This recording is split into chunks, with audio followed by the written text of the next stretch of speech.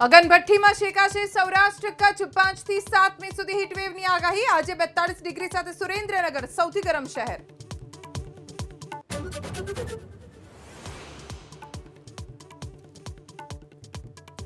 રૂપાલા સામે રાજપૂત સમાજનો આક્રોશ યથાવત જામનગરમાં ક્ષત્રિય સમાજનું અસ્મિતા મહાસંમેલન મોટી સંખ્યામાં ઉમટ્યા લોકો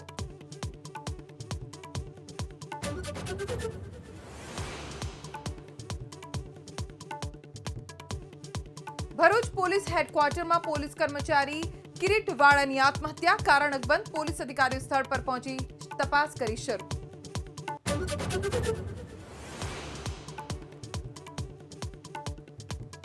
સુરતની તાપી નદી ફરી અસ્વચ્છ પાણીના સ્થાને છવાઈ જળકુંભીનું સામ્રાજ્ય સતત દુર્ગંધના કારણે સ્થાનિકો પરેશાન